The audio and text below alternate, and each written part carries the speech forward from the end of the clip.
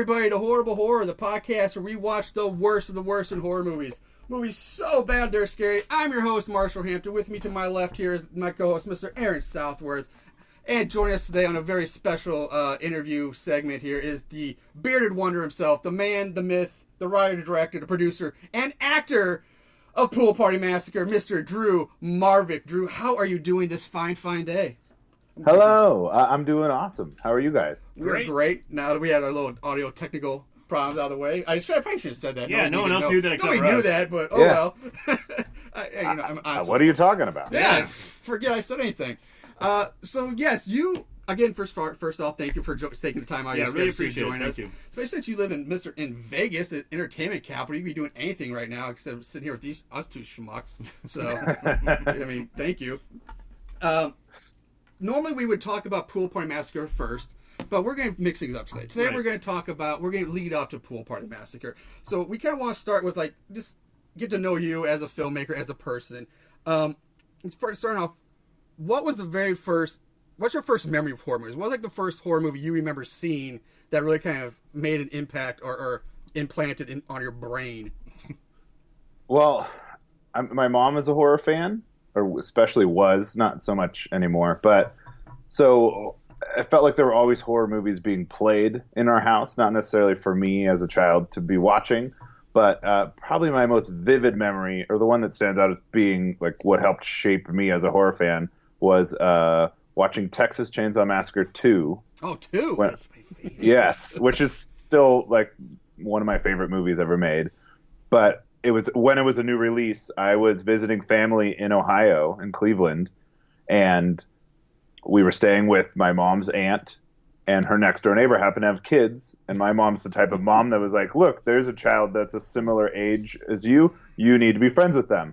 So she knocked on the door, said, this is my son, you have children here, and kind of just pushed me into this stranger's house, and I ended up playing street hockey with them all day.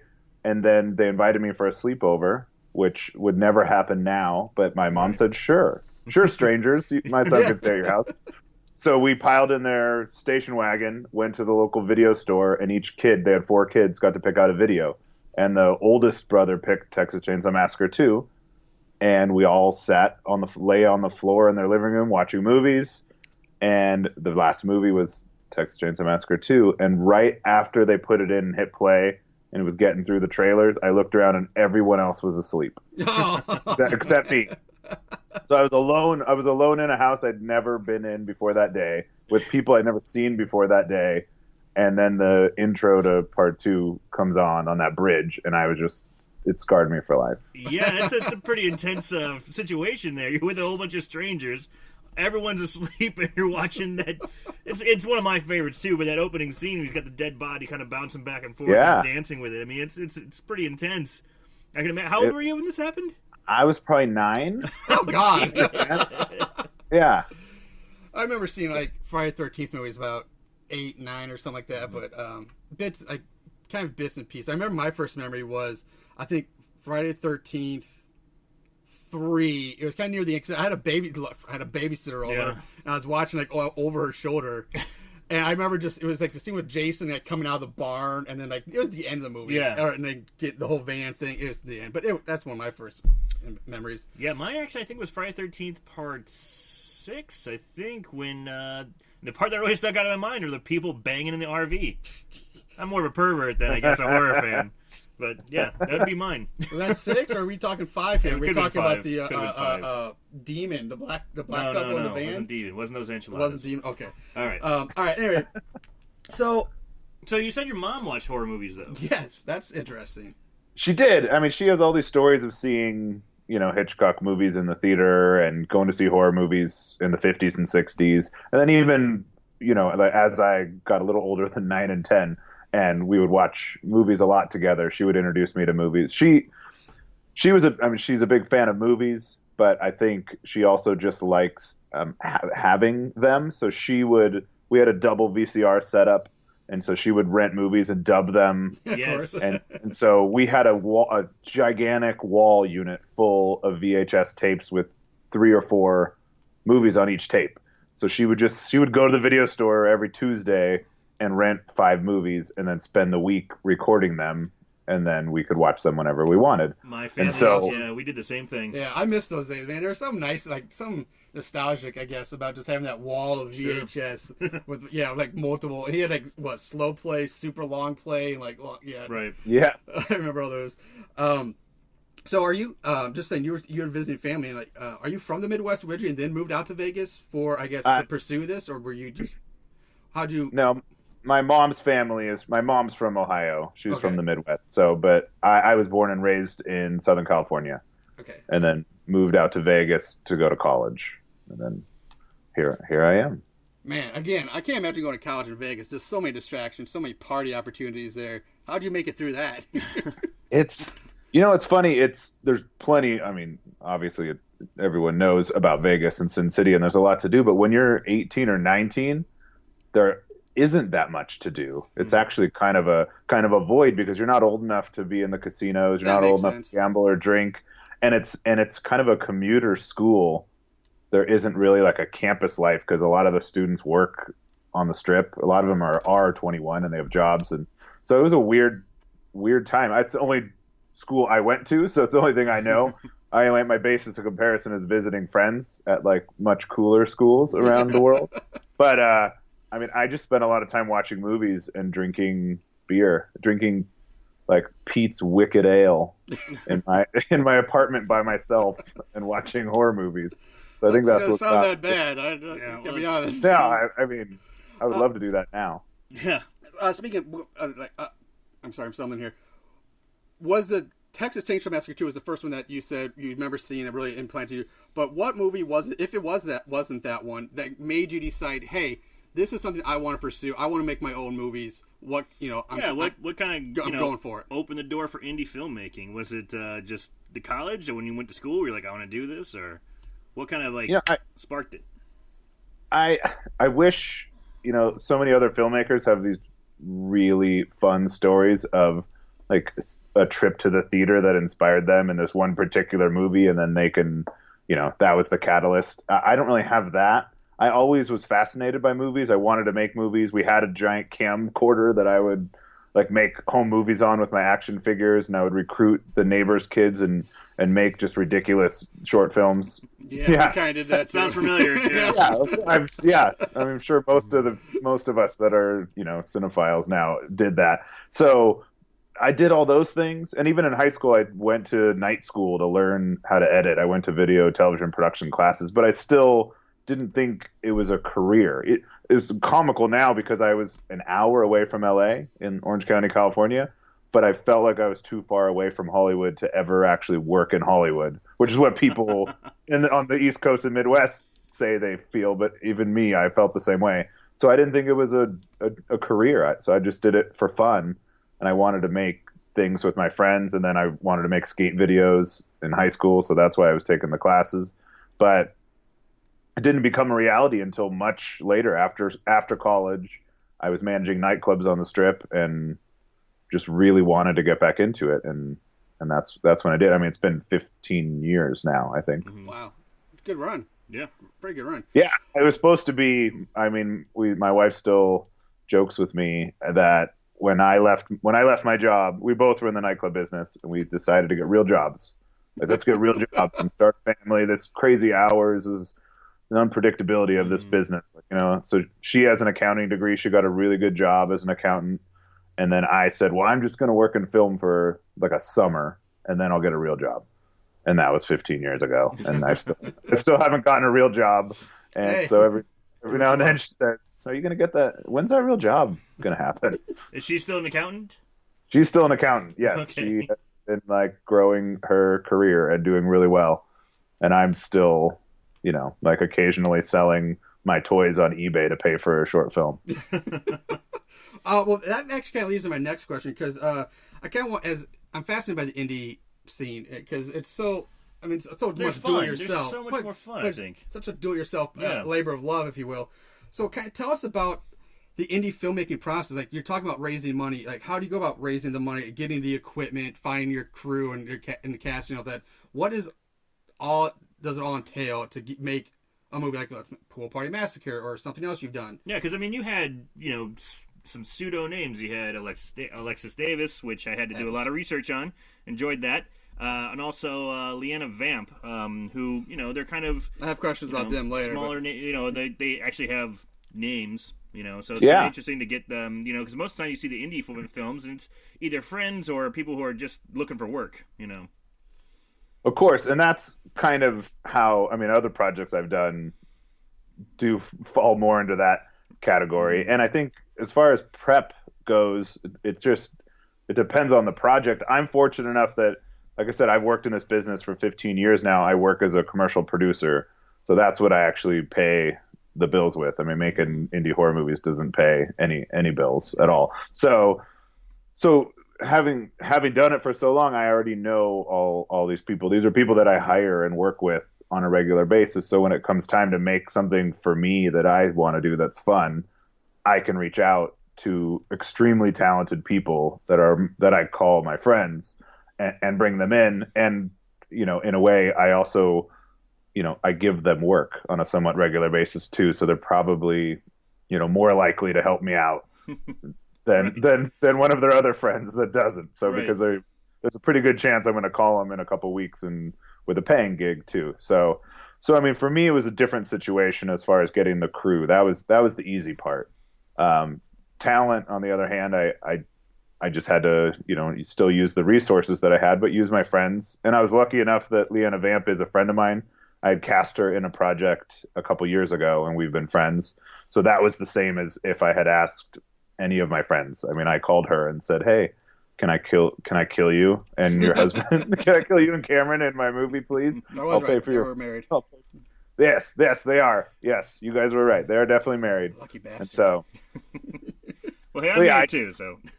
Yeah. But yeah, with them, I just flew them out, and they stayed at my house, and we, I had a day. They found a day in their schedule and came out. We shot that scene. I know you mentioned in the podcast the whole movie is not at my house. Okay. When I thank my wife for letting us destroy our house, it's because the end, like third act in the bedroom with all the blood on the carpet and the bed, that's my bedroom. Where we did the most damage. And then also that pool in the beginning where Leanna is my backyard. So we just shot all those scenes at my house. Gotcha.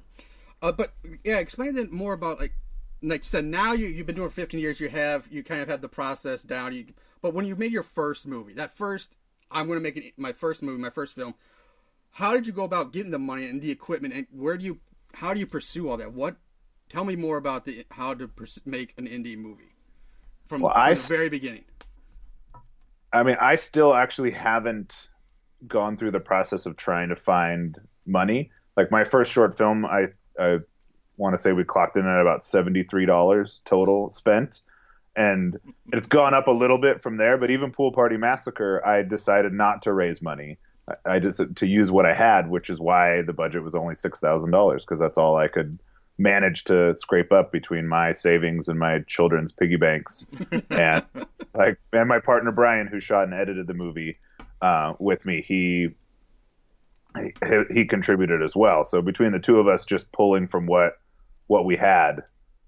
That's how we did it. But for the most part, you just kind of assemble you just use your resources. Some people will put ads on Craigslist or use Facebook to find crew or to find cast.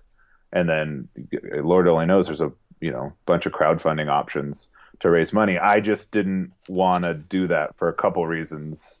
Part of it is like with Pool Party, it was my first feature. I didn't know how bad it would be, and I didn't want to be on the hook. I didn't want anyone else to be responsible for it or to feel, I'd feel guilty.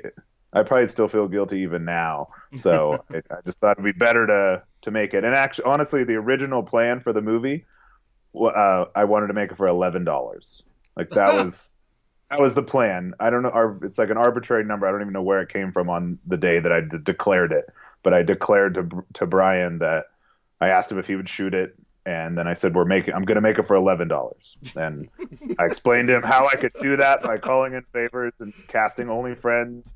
Like you were just saying, like casting my friends. My wife could put on various wigs and play multiple roles, and we're going to make a movie for $11. You're going to see, Brian. And then we decided to hold auditions to fill some of the roles, and I asked Brian to print scripts so that people would have a script when they got there.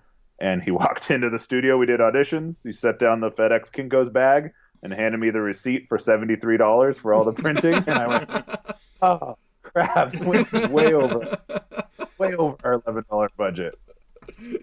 Yeah, man, printing at Kinko's in an Office Max place is not cheap. I've had to do it myself for plays I've had to direct them, just copy scripts. But, man, on a side note, though, I'd be remiss if I didn't ask this. We're going to step away from the movies just for a second. We got to talk about this marvelous beard of yours. How long did it take you to grow that thing? And how does your wife respond? Does she like it? It's probably a little over a year, like, to grow it. I've had this for, I think it's going on 7 years now. Wow. And I've had the beard for about 10. When I first started growing it, I would grow it for a year, and my wife hated it, and still does, coincidentally. So I shaved it off for it was about this long. I shaved it off for Valentine's Day. It was like the best gift I could give her, and it was free. So I did that for, I think it was about 3 or 4 years. I would grow the day after Valentine's. It would start growing, and then I would shave it for Valentine's. And then about 7 years ago, I got booked on a TV show. I was on a Sci-Fi Network TV show for a season, and I couldn't shave because it was middle of shooting the show. And then afterwards, we had like a soft green light for a second season. So they said, make sure you don't shave. And then it went on. So now suddenly Valentine's came and went, and that like broke the seal. So now I've just kept it despite the fact that my wife hates it. And now there's always a reason. Like now there's Pool Party Massacre 2. So I can't shave it, or there's another film or other projects that other people have cast me in. So, well, you just said something very exciting that apparently there is going to be a Pool Party Massacre 2. So there is. That's awesome. Yeah. So Blaine's back, huh? Yes, they're I shouldn't say definitely, because I could die tomorrow, but there are plans. I'm in the middle of writing the script. It's fully outlined, and I've got a bunch of people that are excited to be a part of it. So that's awesome. That's fantastic. I mean, we run our Instagram, and I kind of check that out, and I noticed a lot of people, like when movie first came out, a lot of our followers, a lot of horror people, are always posting Pool Party Massacre, it's awesome. Pool Party Massacre, it's awesome. So we just kind of talked about it. I was like, I guess we got to check it out. And but it had a lot of buzz when it first came out. It was pretty impressive. It did. It was mind-boggling, to be honest. I mean, I didn't know. I've been doing everything myself, completely 100% self-distributed, and all of it. I manage the web store. I pack every single order and put every postage on it. I mean, I'm the one. I got it on Amazon and iTunes, and I mean, with the help of Brian, since he's more on the technical side, so he helped with those things. But pretty much everything else is me. So I didn't know how it would work. I launched the store, and I manage all the social media myself. Mm-hmm. So, when I launched it, I half expected to be sitting at this vision of me sitting on my computer, like waiting for the first sale, and it just never happening. But luckily, it did. I think it was a combination of just the name. People knew what they were going to get. Right.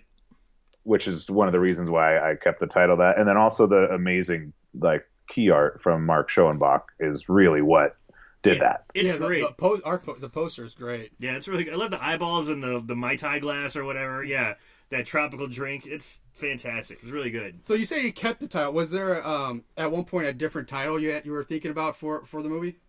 I never had another title, but in the beginning, I kept referring to it as Pool Party Massacre, or I'll get a better name later. Like that seemed to be the way I would describe it to people when talking to potential cast members. I would say, well, right now it's called Pool Party Massacre until I find a better name, and then it just never did. I'm glad you never strived for greatness on that one. I love the name. I think it's perfect. Yeah, it is perfect. I love it. Yeah, because it's you know what you're getting. Yeah, exactly. Yeah. And that's why I kept it that way. It got to a point where I said, you know what, I would know exactly what I was getting if I picked up a copy of Pool Party Massacre, and I want other people to know what they're getting into. And there's a certain group of people like myself that want to watch a movie called Pool Party Massacre. I mean, I seek those movies out. So I thought, and it'll probably appeal to those people since I'm the one that's making it and that's where I come from. So yeah, so it only made sense to keep it that way. And plus I felt like no one could be mad at me for some of the things that they are actually mad at me for. But in my mind I was like, yeah, who in their right mind could watch a $6,000 movie called Pool Party Massacre and then tell me that the writing is subpar or that the acting is subpar? Right. I mean, come on, you know exactly what you're getting. So, but unfortunately, I still daily get called out on those things. So people start throwing shade on you, huh? That's unfortunate. Yeah. Oh, it's expected. Speaking of that, again, you talked about you were friends with Leanne Vance. That was one of my questions, how you got her involved. But if we go through the casting process, how do you go about getting Alexis Adams? Like, you get a porn actress in a movie that is basically everybody else is all relatively new to. Well, I'm guessing these are people you worked with before, like you said earlier. Yes, exactly. So we held auditions, and I think pretty much everyone that came in, minus a couple people that were friends that weren't actors. I think there's only two people in the movie. Chet the pizza guy is just a good friend of mine who owns a video store, so I had to get him in. Nice. But everyone else is a local actor here in Vegas, and a lot of them I've worked with on commercial projects and booked them on other things. So I knew to reach out to them. And then with Alexis, it was just kind of luck. I knew I wanted to be, somewhat sensitive when casting that role because I knew that of the nudity and the implied sex even. But so there were a lot of people I had in mind that I would love to have cast that I knew wouldn't do it, that are local actresses. And so I knew I needed a certain person, but I also needed someone that fit those characters, being like a Paris Hilton type socialite. And so a lot of the people that I knew that are actors and actresses that would have done that role are covered in tattoos. Right. And it just wouldn't have worked. I mean, if you had one character with them that walked in the door with full sleeves and pink hair and big stretched ears, she would stand out and it wouldn't make sense. Right. Yeah, that's a good point. So, and then everyone would say, oh, now I get it. It's because she's the one that got naked. So I wanted someone to fit that look. And our makeup artist knew Alexis. She had done her makeup before. Oh, so okay.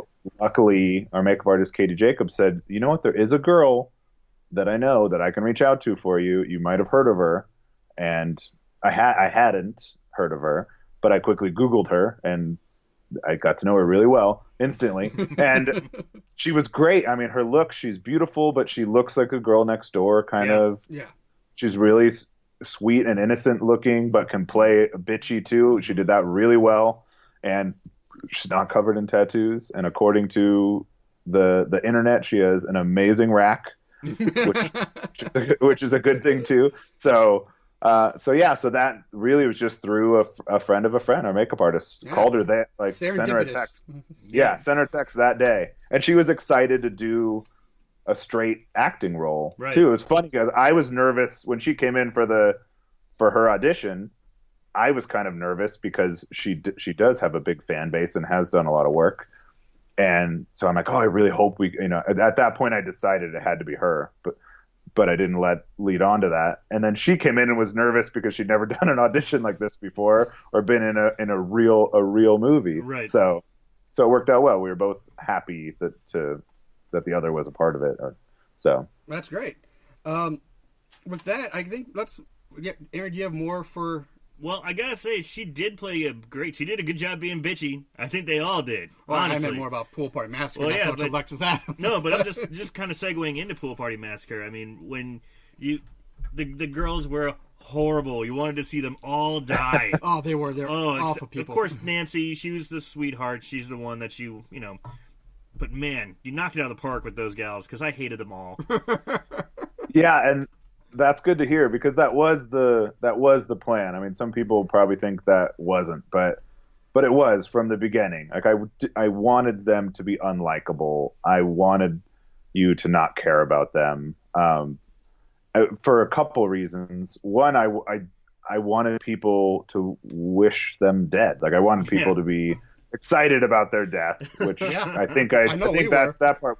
yeah, that part was achieved. But I also wanted in the end.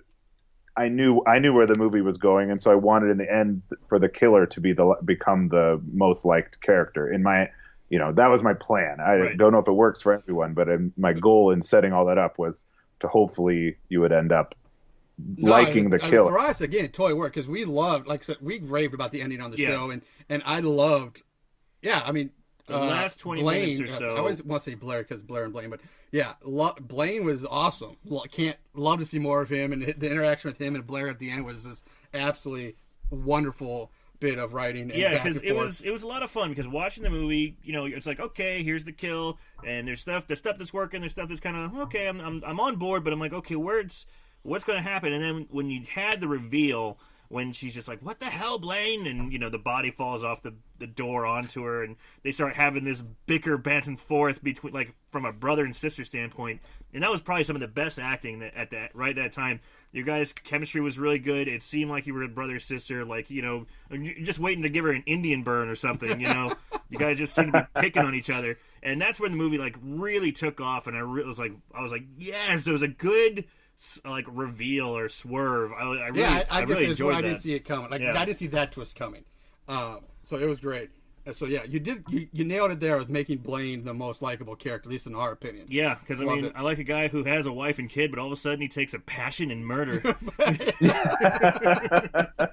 We're all so close to that. Just takes a couple bad days. Yeah. Speaking of like that final scene, now maybe you can clarify something for me. Maybe I shouldn't have pointed it out, but I did. Can you explain to me what I refer to as the magic bed in the episode? Oh yes, of course. So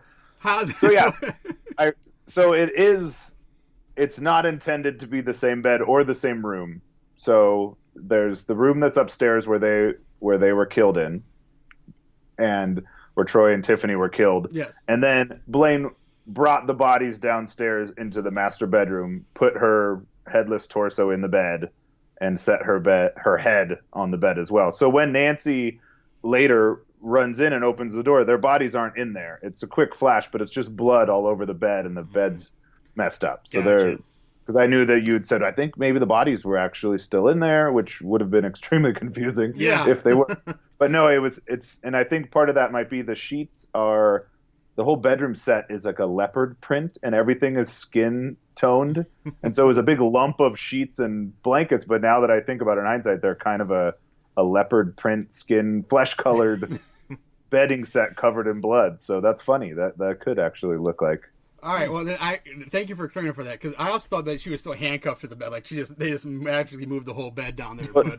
And she was. I did end up like cuffing her. Okay, so I'm not insane there. I was right to that bed. No, and there was a little more in the script that talked about that there, where Blair, there was a couple more lines where Blair implied that he was like, when she even says like, "Are you doing stuff to my dead friends?" And no, there was a couple more lines implying, that he still was. I kind of got it. Every marriage has problems. Yes, exactly. Great line. Great line. So that was why I took the time to handcuff her, but also the torso itself was the mold was done because we knew that she was cuffed to the bed. So it's a full body cast of Alexis and a head that cast. It behind you there? Oh yeah, that's one of them. Yeah, there's two versions of it. So it's like from just below her thighs, like a little bit of just below her thighs up to her hands. But so the cast was done with her arms in that position. So no matter what I did with it, when I brought it into the bedroom for the reveal, the arms would be up. So the only realistic thing for me to do was either lay it flat and hide where all the seams were, or put it back in a bed and recuff it and try to work with that in the script. So, gotcha. So we did, and it's been, you're not the only people. Other people have wondered, like, wait, was she still up there, or where did she go, or things like that. I guess the other wonder, and I think you even mentioned this on our Instagram or Facebook. So when Jasmine got killed with the gas-powered weed whacker, loved it, tore it apart. We kind of pan towards the drain, and I just couldn't tell. It looked like it was an intentional pan to look at this. Oh yeah, the drain. This gruesome display of. I couldn't tell what it was. The tampon. Which you we were thought thinking was the tampon, tampon, and then maybe eyeballs or something. I don't know. But yeah. I wish there was a tampon in there because I would love to be able to say, like, once you said, like, hey, you know, like the weed whacker to the bush so hard that her tampon fell out. I'm like, that's brilliant. Like, I wish I would have thought of that. I think what feel looked free like to use that. Well, next you know, time. I am available for consulting on your next film. I think what resembled a tampon was there were a couple severed fingers that I had gotten from our effects guy that I just willy-nilly tossed into there at the end. So it was a combination of, there was a severed ear, there's some fingers, bunch of clumps of hair, blood and water, and then chunks. I had no idea what it would really look like if somebody was weed whacked Sure. death in the shower. And frankly, a lot of people like to argue that there's no way to kill someone with a weed whacker. That's been a common argument. But I beg to differ. I feel like if you cut an artery or something, you'd eventually Depends hold on it the against, you hold it against someone long enough, I guess eventually they're going to die. But that time could be like 3 hours. I'm not sure. But I don't care. That was my favorite kill. I loved it. Yeah. I'm so glad to hear because I loved it. And that shot, so it was just supposed to be some remains, the chunks that would have flown off of her as she was fighting the weed whacker is really all it was supposed to be. So there was some hair and bits and then mushed up strawberries because I had them in my fridge and they kind of looked like flesh. It worked. Man. Yeah, and the shot itself, it wasn't a big reveal, but I just felt like I shot that during post. I just felt like it needed a better segue from. So I thought, well, let's just get a shot of the drain. So a little cherry on top, I guess. Yeah, exactly. Yeah. And that bathroom I have access to because it's my then 5-year-old daughter's shower. That whole and so yeah, and there's still blood on her ceiling, which she likes to bring up at the most inopportune times. Like when a parent is picking up their child from a play date, she'll say, "Dad, I didn't even tell her that there was blood on the ceiling." So we went in and shot that real quick. And in my head also, it was kind of like the shower drain shot in Psycho. It was just, I need that. And I'm like, we just need that shot.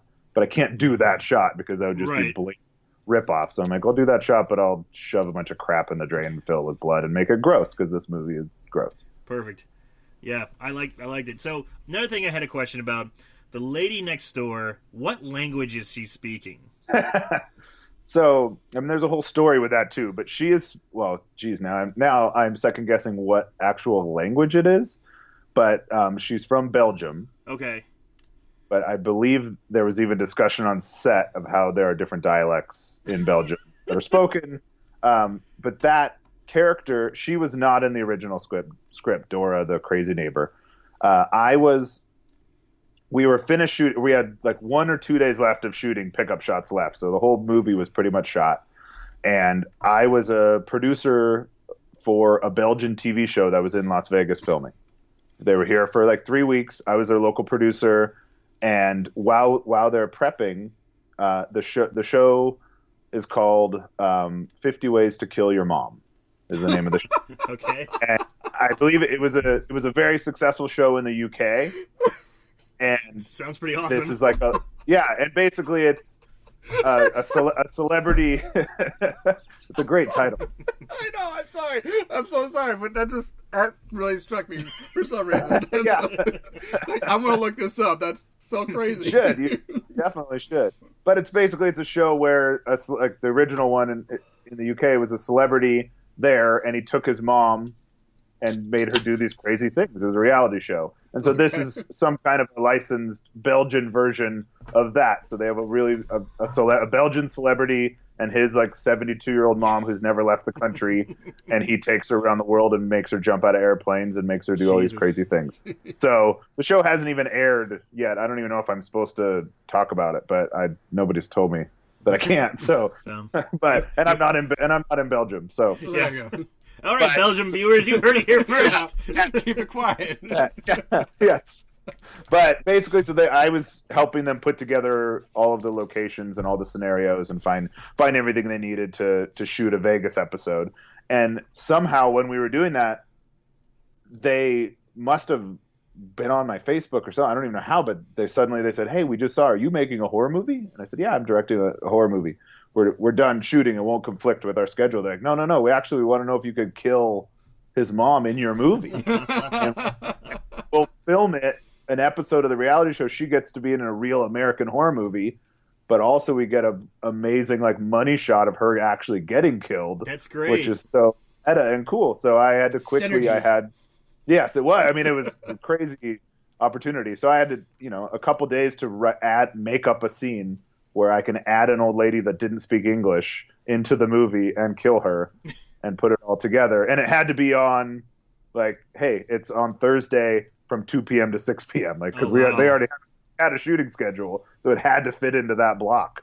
And so I, quickly wrote that scene and got a couple props, picked up that creepy doll at the thrift store, and just kind of made that up as I went along. And then it ended up being in my opinion, I think it's a great scene. Especially, hey, she chewed the scenery, man. She was great.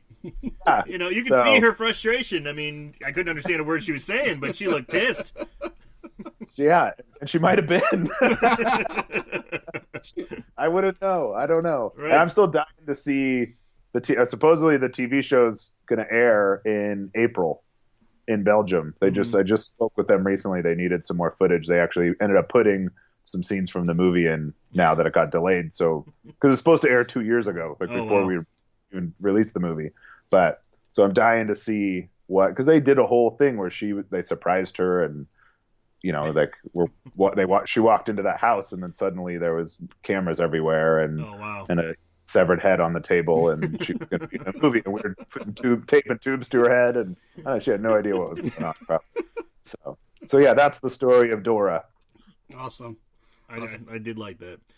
All right. Speaking of just stories from this, like I'd love to hear I always like to hear some like behind the scenes stories of the actual filming process. Like anything funny or crazy or just unintentional, unexpected. Yeah, unexpected. Thank you. That's just stuff that happens during the filmmaking process. What are some of the things that stick out in your mind that happen along the way? Well, I mean, luckily we didn't have anything major happen, thank God. But and then we had all the usual things like scheduling conflicts and my DP moving from Vegas to Orlando while we were shooting. My lead moving from Vegas to LA while we were shooting. Wow. We had a Crystal, the blonde in the pink bikini, got a boob job while we were shooting. that was one of the more interesting ones. Fortunately, it was towards the beginning, and she had mentioned even in her audition, she said, "Oh well, if you're shooting at that time, I'm having surgery. I'm having cosmetic surgery."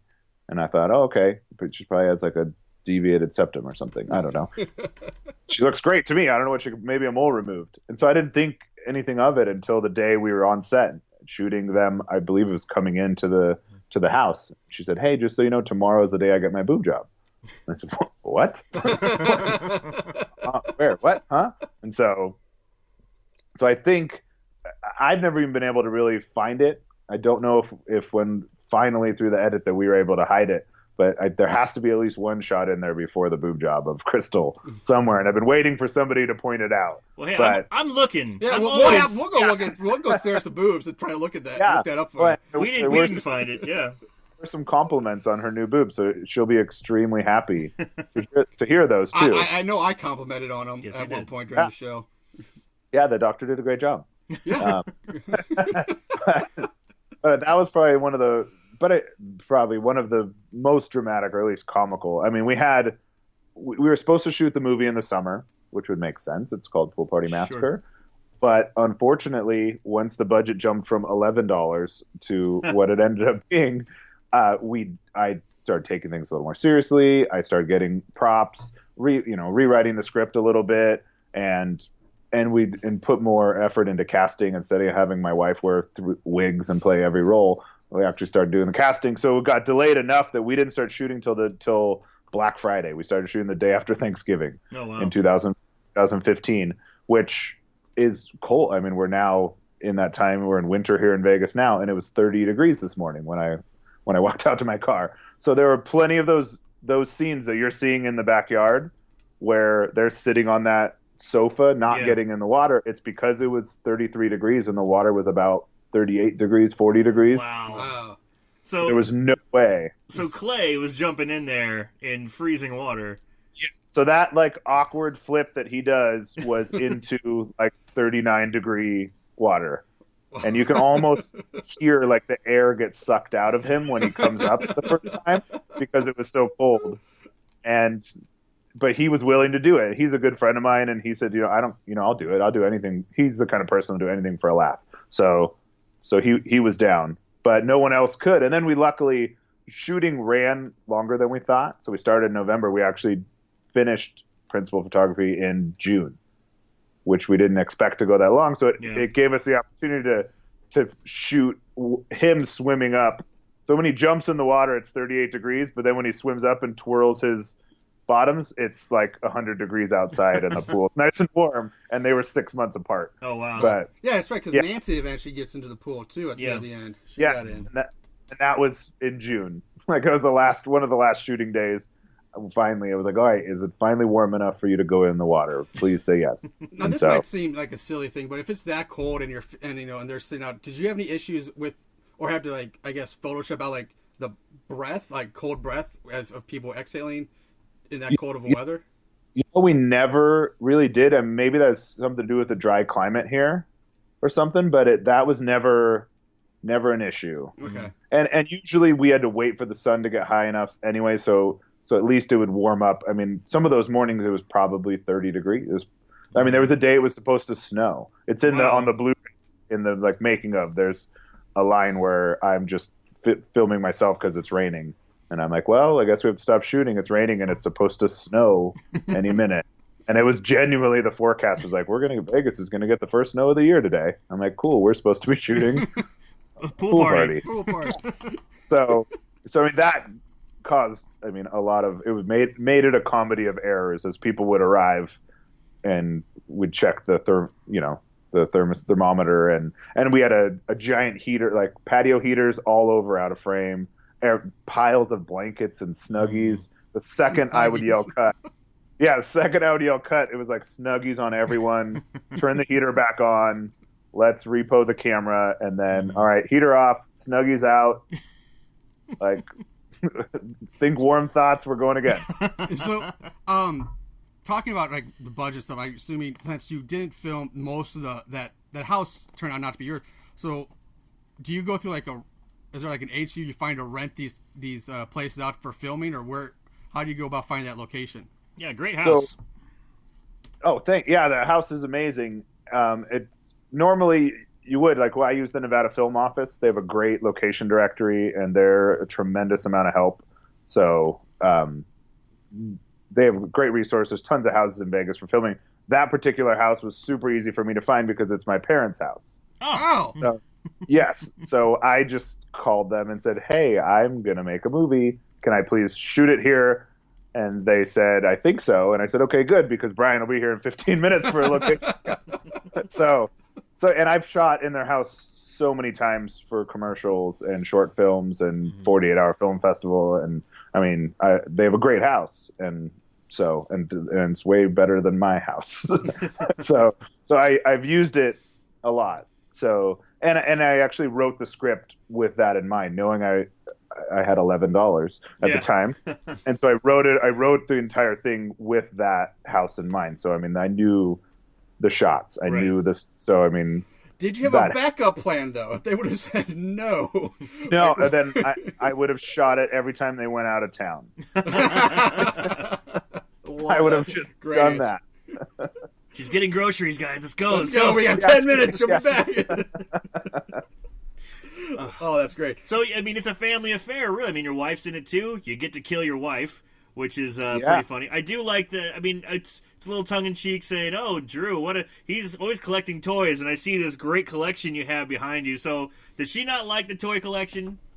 It's funny. She doesn't mind it at all, actually. Like, she doesn't get it. She has no interest in toys. She has a couple in her desk at work because I buy them for her occasionally. But it isn't really like a dig necessarily. It was just a kind of a, like you were saying, a little inside joke for the people that do know us. And I just I live in like a self-deprecating world, so it just was instinct for me to write insults for myself. But then I did throw in the little the dick pic at the end, which to Aaron, yes, build myself up. Because if that's all you, man. Yeah. Bravo. No, I wish it was, and I actually have no idea. I have no clue who it is, and whoever it is, hopefully they don't watch the movie and see some way they can identify themselves to me, because that was just taken from Google. So when the whole cast, we were all sitting on the couch one day because it was raining, and I mentioned that I needed a really impressive dick pic for this one insert shot, and then suddenly it became this game where every person on the cast was, how about this one? Oh no, not that. How about this one? No, this one. And then finally we who found the winning one? Oh, I think it actually might have been me. All right. But there were so many options floating around. But I'm almost positive it was me, and it was hilarious because I just typed into Google dick pic, and that was it, and hit search, and the entire first page was just photos of Dick Cheney. Like, not a single like phallic image at all. So weird. That is incredibly weird. I could type in Dick Cheney and probably get dick pics. Yeah. I type in dick pic and I don't get a single dick pic. Like I don't understand. Like, that's girls insane. can't even turn their phones on without getting a dick pic. Yeah. So that was fun. And you mentioned it being a family affair, and it 100% was. I mean, not only was my wife in it, and we shot at my parents' house and my house, but and my dog Darla is the dog. But my son, like, it's my actual family photo, like the family photo. I just photoshopped the Blair and Blaine's parents' heads over my actual parents' heads in that photo that actually hangs in my parents' house. And then but even to the point where my son had to double, like in the opening shot, I think as you guys were talking about the blood, how like 1 minute it's so watery, and then in the next shot in the hand it's like jelly coming off of her hand. So that shot, it was freezing cold, and the blood kept freezing, so we had to keep adding hot water to the canister. And by the time we got the shot we wanted, we had added so much hot water to unfreeze the blood that it was watery as all hell. But it actually flowed, and we only had one kind of real shot at it. So so we still used it, and I figured people, would be more forgiving because it was running down Leanna Vamp's chest. So figured that. Yeah, I mean, makes it a little better to deal with. Exactly. Yes. So, but then fast forward, the shot of the blood on the hand is not even Leanna Vamp. We didn't have time to shoot that. So that's actually a combination of, it's my wife's hand when it's a close up, and the blood again was freezing. Yeah. But I kind of liked the way that it was dripping, so I left. And then when we jumped to the wide, and the killer's walking out of the gate, and you just see the hand, that's actually my son's hand, like hanging there. So it 100% was. I mean, there's photos where you can see both my kids on set constantly, and they would always beg to be able to spray the blood sprayer whenever there was any kind of. So I would let them take turns. So there's shots where there's blood flowing, and was my 5-year-old daughter was like, Dad, I can't pump it 5 times. I'm like, oh, here, there you go. And then, spray the blood. Okay. So that's awesome. I like that. Yeah, it was cool, and it's what I do. So it's normal to them. I mean, they understand. Like, they weren't there when there was nudity. They weren't there when certain things were happening. Of course, I don't even let them watch horror movies. Like, I'm a much stricter parent than people would think when they looked at me. But at the same time, they see the humor in it, and they know that it's not real. And I think that there's an advantage to that in a way, that they know these things that they see in movies and TV aren't real, and they look at it and say, "Oh, I know how that works." Unfortunately, they're watching like giant movies. Yeah, and they're watching the new Jumanji, and they're like, "I know how that works." The director went to Lowe's and bought a garden sprayer, and I'm like, "Well, no, not exactly." But yeah, so there's definitely a family affair. Did your parents forgive you for drilling a hole in their bathroom wall? So that was funny because they were out of town when I shot that. So they had no idea until they watched the movie. But and that was their question. My dad went to the wall to see if he could tell where the hole was. But I actually built a stunt wall. I bought drywall, painted it, built a stunt wall. So I didn't actually drill a hole in their wall. I did cover the inside of that bathroom with blood, though, as the drill was going through clay. And for whatever reason, that batch of blood, because we had various batches from various different people and favors from different effects artists, and one I had left over from Halloween's past. So I don't know which, they all got mixed together, but the blood that was in that bathroom for some reason would not come off the wall. It would physically wipe off, but you could see the stain. So I repainted the entire bathroom before my parents got home. And now it's coming through again.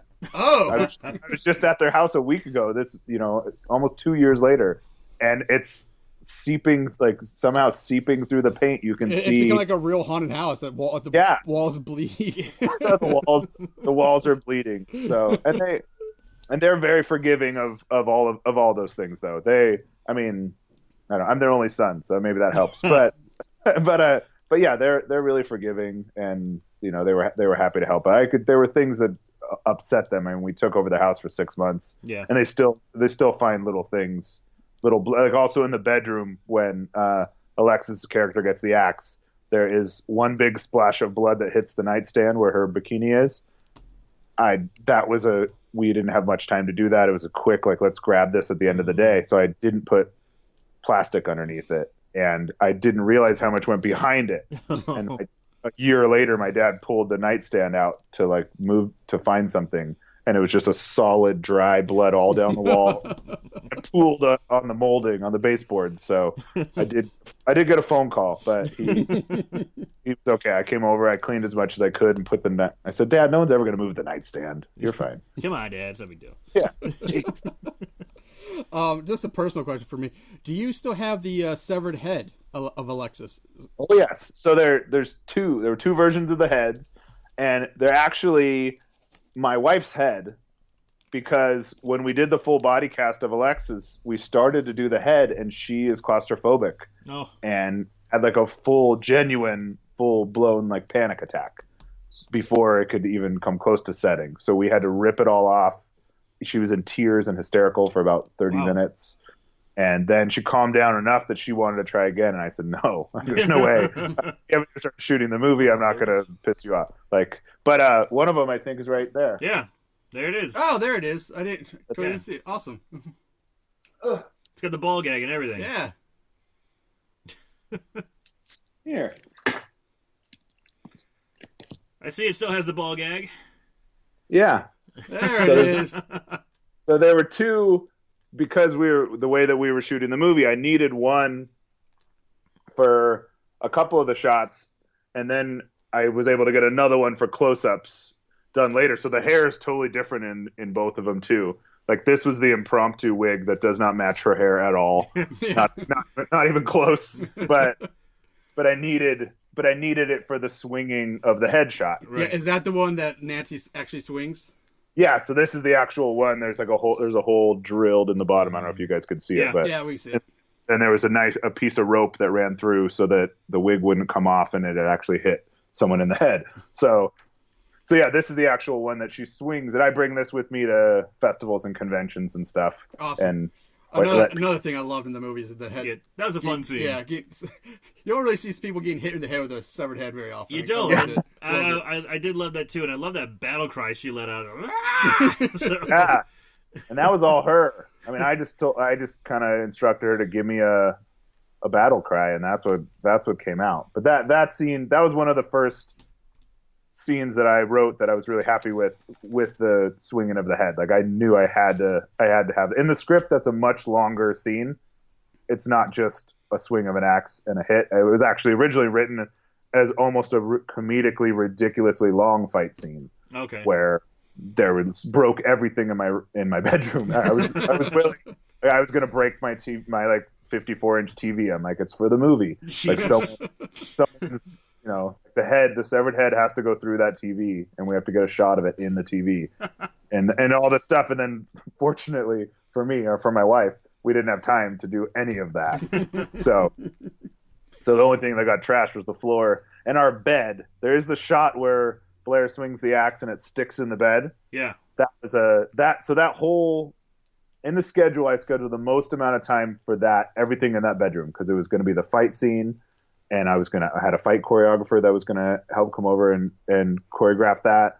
And that dialogue was so important. It's the reveal of the killer. So I scheduled the most time for that. And so Blair came in from LA, or Kristen came in from LA, who plays Blair. And I think we had 5 days just to shoot all that. We got there. We took our time the first day shooting some stuff. And then at the end of that day, her work called and said that she had to be back at work tomorrow in LA or she was fired. Oh.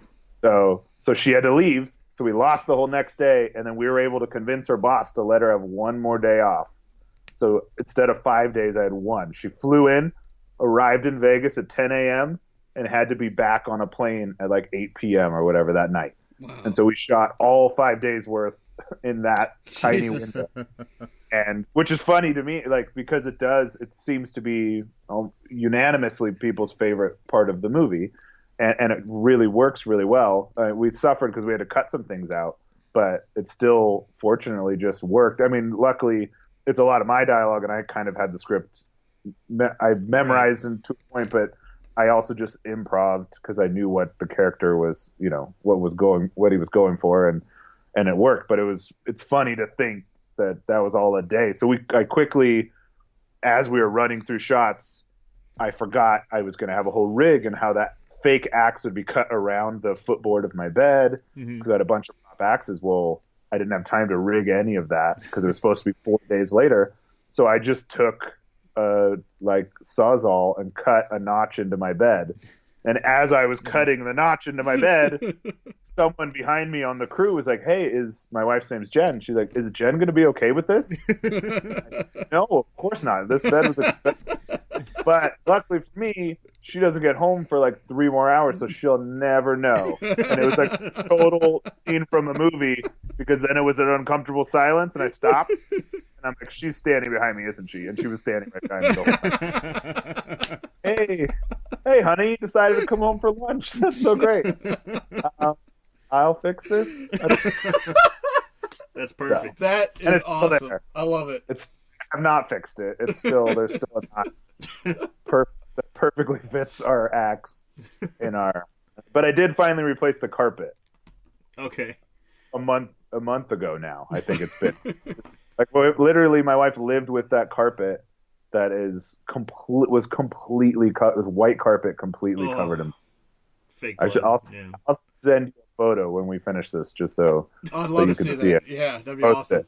And then just imagine, like, my wife, the accountant, like, living in this bedroom for a year and 4 months or whatever it was, just stepping over these crusty blood puddles and giving me this dirty looks. Like, wait, when are you replacing this? Then I would find new things to shoot. I'd be like, well, we'll get yeah, of course. I promised you wood floors, but I got the short film idea. And while there's blood, I might as well shoot it. Right. And so, perfect. Yeah. Love it. Final. But hey, you literally have a notch on your bed now. Like, there's always going to be that's a memory. Yeah. That's a memory. A literal notch. Yes. You can't put a price tag on memories like that. No. Yeah, and now that you say it like that, I feel like I need to make another one for part 2. There you go. You gotta keep. It's become tradition now. Yes, so exactly. Put another notch on the bed for part 2. Speaking of part 2, sounds like Blaine's gonna be back. I'm curious. We had the pegboard, with all the tools and different tools that he could choose and use to kill his victims with. And I like that. I thought that was kind of cool, because so many of your classic killers, I mean, look for a perfect example, your shirt, hatchet, but then also Michael Myers, the kitchen knife or the butcher knife, Freddy, obviously the glove. I Jason, hope you're not going with this question where I think you might be going. Well, no, I wasn't. If you're talking about the level, I'm not going to talk about that. Okay. But are we going to see different weapons, perhaps a different variety? Or is he going to go with one tried and true, one of his favorites? I'm just kind of curious. I feel, I mean, even in my initial thoughts, when I made it, I didn't even plan on making a sequel at all. I ended it open-ended just because it's my homage to 80s slasher, so it had to be. Sure. I felt like if there was a closed ending, I feel like people would shun me. So, but I didn't really expect anyone to watch it, so I didn't expect to make a second one. But now that I do plan on making it. I feel like that's kind of his thing. Yeah. So I definitely want to keep that going with the variety of weapons. Although I think it would be too much for him to keep going back to the pegboard. Yeah. Unfortunately, because the level is there, and I have another friend who every time I see him brings up the level, and that's actually legitimately one of my next questions was if you could please figure out a way to kill somebody with a level in a future movie. I think it has to happen. It has to happen. Awesome. I'm not exactly sure how yet, but I'll go ahead and give you guys. This is the exclusive. Someone will get killed with a level. Yes. Part 2. Oh, that's official press releases will go out tomorrow. Yeah. So then in part 2, are you planning on bringing the Nancy character back? Is she going to be like the Laurie Strode of Pool Party Massacre? There were I had entertained that idea when I first started kind of outlining it, but a couple factors. One, the biggest factor, it didn't matter what, is that she doesn't really want to be involved with the movie or associated with it at all anymore. She has since gotten married and just gave birth to her first child a month ago, maybe, like very recently, a couple months ago, and so she's now distanced herself. She didn't even want to sign things. Last time I asked her if I could come to her house and get her to sign stuff, she very politely said that she was busy with the baby, but I could just sense that maybe she's thinking that she wants to distance herself from it. So I don't think that's going to happen at all. And I think it might be for the better. I'm in my mindset for a sequel is going more in the direction of like a Slumber Party Massacre 2, where it just is batshit crazy. Yeah. And I mean, I want it to make slightly more sense. I haven't written a dance number into it or anything like that. But I like the idea of it just not having to worry too much about what happened in the past, and keep and if there is a shift in tone, it's going to go a little wackier than a little more serious. Okay, well, I'm looking forward to it. I'm pretty excited to hear that it's in the works. I'm totally pumped. And if by any chance you want to write in some roles for where you want to kill off 2 cheesy horror movie podcast guys that rip on bad movies, we would happily let you kill us off. Hey, I might be able to make that work. I plan for the body count to be extremely high in this one, as opposed.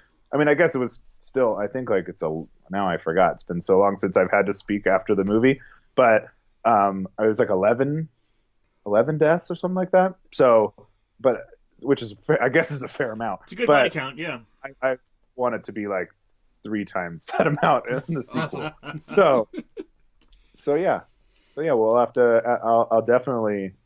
I'll write you guys in somewhere. Yes. Yeah. I mean, but you'll have to fly to Vegas. I'm okay with that. I'm okay with going to Vegas.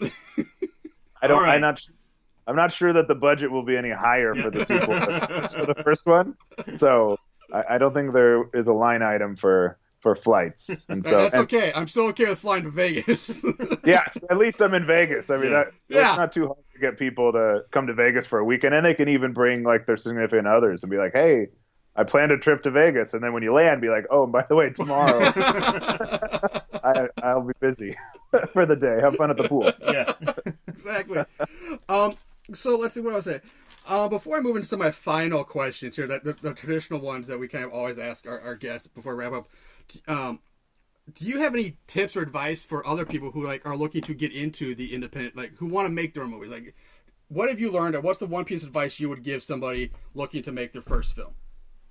I mean, the biggest piece of advice is also the most common piece of advice, but I really think it's most important is just to go out and do it. I mean, I work with all these really talented people on set all the time in the commercial side.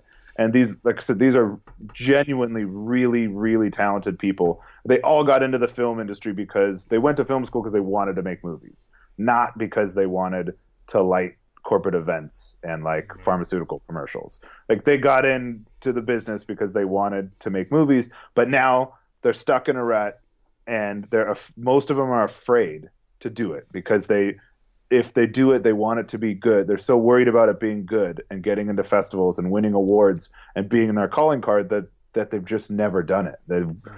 they all have scripts that they've written in film school that they wish they could make, but they're afraid to actually put them out there. And so to me, that was kind of my like motivation, was these other people. And finally, I'm the least talented out of any of these people. I mean, especially on a set, because I'm a producer. I mean, I'm a manager of sorts, Yeah. you know, as what a producer is. Like, I'm not bad at necessarily at doing that, but I can't shoot. I'm not going to shoot and edit and light my movie. It's going to look horrible. So many of my friends can do all of those things. Like there's a guy here in town, his name is Brandon Christensen. He just directed a movie called Stillborn. I don't know if you guys have heard of it yet. It's about and he also worked on It Stains the Sands Red with me. But I have actually heard of that one. That's actually in my queue. I have that one lined up. That one I have heard of. It's a great zombie flick, and you'll see a cameo by Zombie Drew in there too. Awesome. So I definitely recommend it. But anyways, like for instance, my friend Brandon, you will see Stillborn. It's coming. It hasn't even been released theatrically yet. It's coming up, but it's already getting a lot of buzz. And so people like him, this is his first low budget movie, and it's this amazing, like, supernatural, beautiful movie. And so there's people like him that can do everything. He can shoot it, edit, light it, record the sound, like literally every aspect of it. And it took him this long to finally go out, do it for a probably similar reason. So I was like, you know what? I'm like a third talented as all of you, but I'm just going to go do it because it doesn't matter. You know, if it sucks, it sucks. I'll learn from it and the next one will be better. Or if it sucks really bad, I just won't show anyone, and I'll still will have learned things, and then I'll keep lying and saying it's my first movie until I get one that's good enough. But at least I'm going out and doing it. So that was kind of what motivated me, and then it worked. And I think no matter how good your movie is, people are gonna hate it. Yeah. People are going to wish that you were dead. Like, it's such a comical review, but I mean, people really do say that. Jeez. People really do. This movie was so bad. Whoever made it should be dead. Like, I read that about other people. I haven't heard it yet about me, but I'm sure someone has said it. We've had. No, I agree. I can't. When we, like I said, you're actually familiar with our show and you listen. But when we go into like the 5-star reviews and all that, and I look up 5-star and 1-star. I have seen plenty of 1-star reviews that say the people who make this should be dead. They should never make another movie again. What were they? It's all the time. And it's just people love being dicks and trolls on the internet. You know, keyboard warriors. Yeah. I think that's like creating a hurdle for some talented people who are afraid to go make their first short film or their first feature film, especially because they're afraid of what people will say, and they don't want to have to deal with that or start off on that foot. Fortunately for me, I have no shame either. So I was like, hell, I'm gonna make It also helps. I made a $6,000 slasher film. I didn't make a $6,000 Civil War drama. Right. Yeah. Right. People are forgiving in the horror world and stuff. But yeah, that'd be my advice. Just start making things, and because the more you make, the better you'll get. Cool. All right, nextly, is that even a word? Nextly?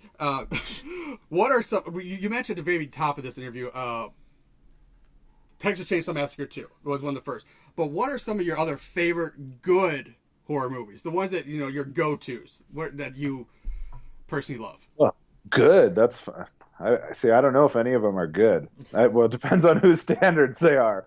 But I mean, Texas Chainsaw Massacre 2 is definitely one of my favorites. Return of the Living Dead is probably the movie I watch the most, or that I would reference the most as being my favorite movie. Like, it's just the combination of skilled filmmaking and effects and humor. Right. It just worked so well for me and so that would definitely be one of them. But I watch everything. I'm not a big fan of mean-spirited movies. I mean, that's just not. I don't necessarily want to just watch like someone brutally rape and murder innocent women for an hour and a half. Like, that's I spit in your grave type movies. Yeah, like those. It's just not my thing. Like, and some of them are good. There's probably movies that would make my list of favorite movies that are just such good movies that I can look past those things. But so I mean, all of my favorite movies are going to be campy. Yeah. Like, well, that leads me to my next question, which is basically, what are some of your favorite bad horror movies? something that. I mean, that's our show. Our show that's is what we do. Horror. I mean, movies so bad they're good. That's our ranking system, So what are some bad they're good? Well, I mean, like I said, these are movies that I love. Yeah. So it's the same way that you would say, that you would feel about some of these movies. But I mean, there's a movie called Shock 'Em Dead. It's an '80s like heavy metal horror, written directed by this guy Mark Freed, and that was one of my favorite movies. Still is, but especially when I was in high school, it's just ridiculous. You guys should definitely watch it. It actually has a Blu-ray release now, finally. Nice. But it's like a dorky kid sells his soul to the devil so that he could shred on the guitar. Awesome. Awesome. Not knowing that he would have to like feed on the souls of people to survive once he sold his soul. So it's hilarious, and especially because of the period it's in, it's big hair and like guitar solos and Tracy Lords is in it. Okay. So that one stands out for sure for me. But then also for modern films, I think there's a perfect example. There is a Canadian director named Richard Mogg. I don't know if you guys have heard of him. He's yet to really break into the mainstream. But he's made a handful of films, and I think his average budget is about $150. Jesus. Yeah. And so he's able to make some of these movies in a weekend.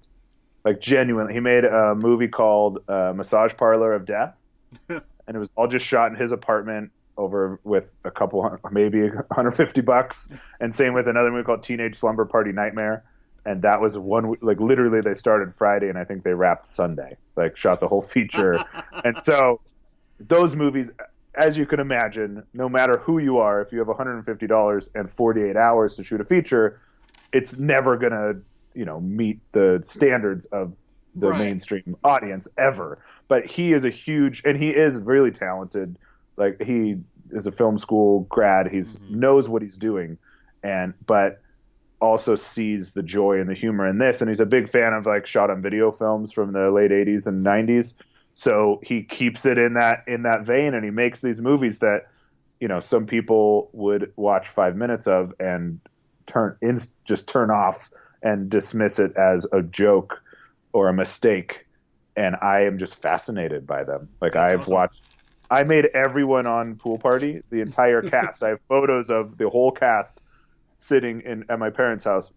Well, I forced them to watch Teenage Slumber Party Nightmare and Massage Parlor of Death. And then I would just often have them on just in the background. And I think I almost scared some of the girls away because I told them this was my filmmaking hero, and I put the movie on. And they thought, oh my God, this is what he aspires to. But by the end, they all became fans. That's cool. Yeah, I'll definitely look him up. It sounds awesome. Yeah. Now, we've talked a little bit about Pool Party Massacre 2, and that you're definitely planning on making that up. But what other is that your very next project, or is there something you work on before that you want to...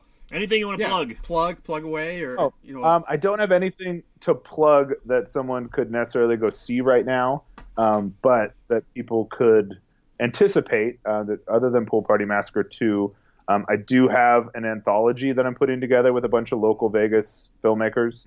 So I'm kind of in the process of getting all that put together. It's a Christmas horror anthology, so cool. I'm hoping to get that out by Christmas. That's the goal. But I've got a lot of other filmmakers involved that I've brought into it. So I'm hoping that we can all get it done. So I'm super excited about that. Like, I had a meeting about that today, and something you're producing, or are you going to be directing something to that as well?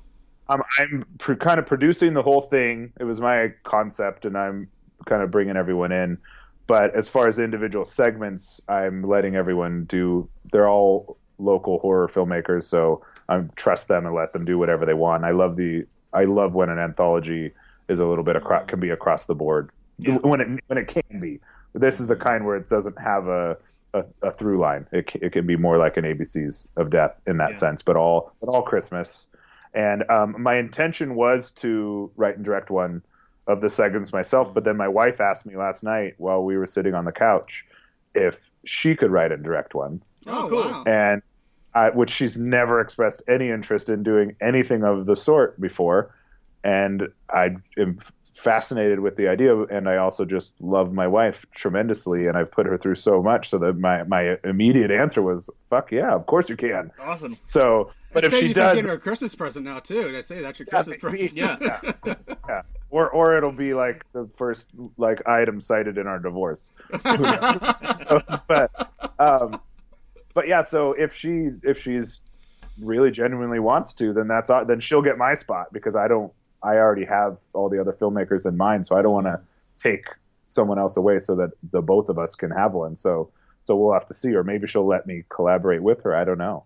So that's really cool. I'm excited about this. Yeah. I'll be definitely looking forward to whenever that comes out. I'm excited. I'm really excited about that. And then I have a couple other scripts that one of them I wanted to shoot last year and it never happened. So maybe if I can get it done this year. And then I'm meeting Lloyd Kaufman from Troma's in Vegas this week.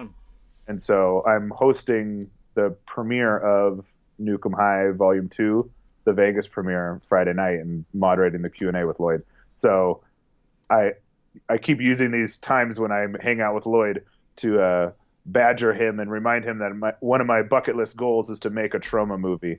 So, awesome. I'm hoping to write a script that I can give to Lloyd and get his blessing and actually make a Troma movie sometime in the next year or so. Very cool, very cool. Now, I noticed, been noticing, would these happen to be on your left there? Would those happen to be the special VHS copies of the Pool Party Massacre? These, yes. Booyah. Oh, you got the clamshell. Yeah, yes. That's awesome. Dun, dun, dun. Limited edition. Well, we've done a bunch of editions now. This was our Pee in the Pool Yellow edition. Nice. Yeah, we've done. I had to have VHS in the clamshell just because, for nostalgic reasons, and so I could have one on my shelf was really the reason, and the art just lends itself to it. Sure. Yeah. So I got the original batch of, I think it was 20 made on just black cassettes in the clamshell, and I thought to myself, okay, I get to keep one. I'll send one to Brian, and then I'll sell a couple online, and I'll give some to some friends, and I don't know, I'll probably have 10 for the rest of my life, but it's worth it, so I can have one. And then they sold out in minutes. Wow. Yeah, I know. When I checked out the website, they said you were sold out of the VHS ones. And it's been continuous. So that was the first batch of whatever it was, 21, I think, or 20. And then, so I wanted to make more, but I called them limited edition, and I think I even said there's only 20 of them. So I'm like, crap, I can't make more black ones because I already announced there's only. Right. So I'm like, I guess I have to find another color. So I talked to my guy, Elijah at Magnetic Magic Rentals, who does all the dubbing and packaging and stuff for me. And he's like, oh, well, I have some white ones. I'm like, oh, rad. Let's do an edition on white. So we did another edition on white that was about the same number, sold out in minutes again. And I had conventions coming up that I couldn't even have them at because I thought that I would once again sell one or two. And sure. So now it's been an ongoing thing. We're on like the 7th. So there's a black edition, a white edition. We did the Pee in the Pool Yellow, which is our biggest. It's like 50 of those. And they sold out in an hour. There's a really limited purple one. There was only 5 of. Oh, geez. There's like a teal green that was special for this VHS swap in LA. And now we're about to release. I'll probably announce it tomorrow on February 1st. We're announcing a blood red cassette for Valentine's Day. Oh, cool. So those and there's about, I think, 20 something of those too. Very cool. And hopefully, I mean, I keep thinking no one will buy them. I keep thinking, everyone in the world that would possibly want a copy of this on VHS has one, but then they keep selling out. It's hot, man. It's hot. I mean, it's like I said earlier. It seemed like, I always look at my Instagram just of people who are into horror and who are big VHS collectors or Blu-ray collectors, just people who are way into indie horror, and it's hot. It was when it came out, it was all over the place. Yeah, it's which I don't get. But, I mean, I love it, and it's amazing, and I appreciate it so much. But I didn't expect it at all. So it's still so weird to me. But it's also great that people kind of get it. Like they get what I was trying to do. They get the homage. They get how it's a love letter, and some of the things are intentionally bad, but then there's certainly things that weren't intentionally bad. But they just kind of get what I was trying to do, and it's nice to know there's that many like-minded people that are also out there, and in the horror world. Well, So that we loved it, and thank you so much for doing it. Yeah, and I think we're probably gonna wrap it up here, but please stay with us after we end the interview, and we'll chat a little bit more after that. But for now, I think for the actual interview part, we're gonna wrap it up here, Moon Goons. Again, thank you for listening. And definitely, if you haven't already, please, do yourself a favor, check out Pool Party Massacre. It's so much fun to watch. It's fantastic. Great. Yeah. And Pool Party Massacre 2, hopefully in a year or two, maybe. Look for it. That'd be awesome.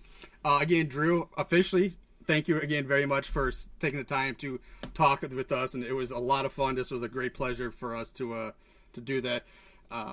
Any closing words for yourself? No. Man, I'm good. Few words. Man, There we go. No, I'm good. Thanks again, man. All right. no, thank you. All right, Moon Goons. Remember, watch more horror movies, and always remember to keep it tight.